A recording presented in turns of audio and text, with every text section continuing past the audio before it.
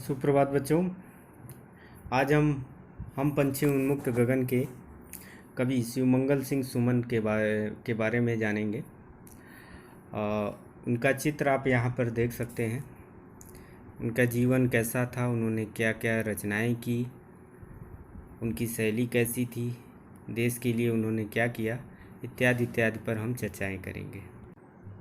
शिवमंगल सिंह सुमन का जन्म 5 अगस्त 1915 को हुआ। निधन 27 नवंबर 2002 को हुआ। उपनाम सुमन था। उपनाम का मतलब इन्हें टाइटल जिसको कहते हैं हम लोग निक नेम कहते हैं, उसी तरह इनका नाम सुमन रखा गया था। सुमन का मतलब होता है पुष्प। जन्म स्थान ग्राम झगरपुर, जिला उन्नाव, उत्तर प्रदेश। कुछ प्रमुख कृतियां हैं उनकी: हिल्लोल, मिट्टी की बारात, वाणी की व्यथा, प्रलय, सृजन, विविध। विविध का मतलब इसके अतिरिक्त उन्होंने और बहुत सारे कार्य किए। 1974 में मिट्टी की बारात रचना के लिए साहित्य अकादमी पुरस्कार, 1993 में भारत भारती पुरस्कार इन्हें प्राप्त हुआ था। कार्य क्षेत्र इनका, उन्होंने किस किस क्षेत्र में कार्य किया, इस पर चर्चा करेंगे। शिवमंगल सिंह सुमन का कार्य क्षेत्र अधिकांशतः शिक्षा जगत से संबद्ध रहा, यानी वो ज़्यादातर अपने जीवन में शिक्षा के क्षेत्र में ही से जुड़े रहे। संबद्ध मतलब होता है जुड़े रहना। वे ग्वालियर के विक्टोरिया कॉलेज में हिंदी के व्याख्याता थे, यानी लेक्चरर, प्रवक्ता। माधव महाविद्यालय उज्जैन के प्राचार्य और फिर कुलपति बने। कुलपति का मतलब जिसको हम वाइस चांसलर बोलते हैं। अध्यापन और के अतिरिक्त विभिन्न महत्वपूर्ण संस्थाओं और प्रतिष्ठानों से जुड़कर उन्होंने हिंदी साहित्य में श्री वृद्धि की। श्री वृद्धि का मतलब होता है, श्री का मतलब सम्मान, उनके हिंदी साहित्य के सम्मान में वृद्धि की। सुमन जी प्रिय अध्यापक, कुशल प्रशासक, प्रखर चिंतक और विचारक भी थे। वे साहित्य को बोझ नहीं बनाते, अपनी सहजता में गंभीरता को छिपाए रखते। वो बड़े सहज आदमी थे और सहज थे, खुश रहते थे, लेकिन अंदर ही अंदर गंभीर रहा करते थे। वह साहित्य प्रेमियों में ही नहीं अपितु सामान्य लोगों में भी बहुत लोकप्रिय थे। शहर में किसी अज्ञात अजनबी व्यक्ति के लिए रिक्शे वाले को यह बताना काफ़ी था कि उसे सुमन जी के घर जाना है। रिक्शा वाला बिना किसी पूछताछ किए आगंतुक यानी उस आने वाले नए मेहमान को उनके घर तक छोड़ आता है। एक बार सुमन जी कानपुर के एक महाविद्यालय में किसी कार्यक्रम में आए। कार्यक्रम की समाप्ति पर कुछ पत्रकारों ने उन्हें घेर लिया। आयोजकों में से किसी ने कहा, सुमन जी थके हैं, पर सुमन जी तपाक से यानी तुरंत बोले, नहीं, मैं थका नहीं हूँ। पत्रकार तात्कालिक साहित्य के निर्माता हैं, उनसे दो चार पल बात करना अच्छा लगता है। तात्कालिक साहित्य यानी उस समय का जो साहित्य होता है उसका निर्माण करने में पत्रकारों की बहुत बड़ी भूमिका होती है। उनसे दो चार पल बात करना अच्छा लगता है।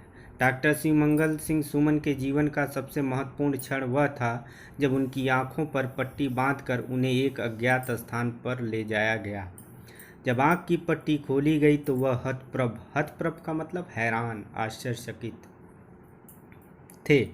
उनके समक्ष यानी सामने स्वतंत्रता संग्राम के योद्धा चंद्रशेखर आज़ाद खड़े थे। आज़ाद ने उनसे प्रश्न किया था, क्या यह रिवॉल्वर दिल्ली ले जा सकते हो? सुमन जी ने बेहिचक प्रस्ताव स्वीकार कर लिया। आज़ादी के दीवानों के लिए काम करने के आरोप में उनके विरुद्ध वारंट जारी हुआ। सरल स्वभाव के सुमन जी सदैव अपने प्रशंसकों से कहा करते थे, मैं विद्वान नहीं बन पाया, विद्वता की देहरी भर छू पाया। यानी उन इतने बड़े साहित्यकार होने के बावजूद उन्हें अपने ज्ञान पर तनिक भी घमंड नहीं था और कहते थे, मेरे पास जो ज्ञान है वो अल्प ज्ञान है, मैं और लोगों की तरह विद्वान नहीं हो पाया। विद्वता की देहरी यानी विद्वता के दरवाजे तक ही वो जा पाए, उसके अंदर नहीं जा पाए। प्राध्यापक होने के साथ साथ प्रशासनिक कार्यों के दबाव ने मुझे विद्वान बनने से रोक दिया। अब वो कह रहे हैं कि मैं विद्वान क्यों नहीं बन पाया, तो प्रशासनिक यानी जैसे आपके ये जिले के जिले अधिकारी होते हैं, नायब तहसीलदार होते हैं, डीएम होते हैं, तहसीलदार होते हैं, इन सब के जो कार्य होते हैं वो प्रशासनिक कार्य होते हैं। तो इस तरह के कार्य करने की वजह से वो उनका थोड़ा सा ध्यान साहित्य से हटा था। उन्हें कुछ सम्मान भी प्राप्त हुए थे।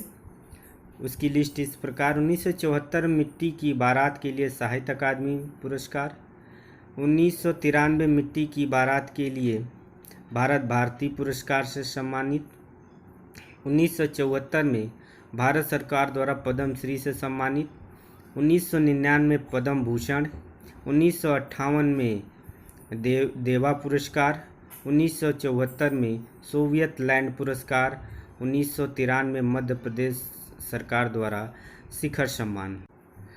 निधन: हिंदी कविता की वाचिक परंपरा आपकी लोकप्रियता की साक्षी है। आपकी मतलब शिवमंगल सिंह सुमन की। वाचिक परंपरा यानी पढ़ी जाने वाली, बोले जाने वाली। हिंदी कविता की वाचिक परंपरा आपकी लोकप्रियता की साक्षी है, मतलब प्रमाण है। यानी आपने जिस तरह से, जिस शैली में लिखा है, उसको पढ़ने में लोगों को बड़ा ही आनंद आता है।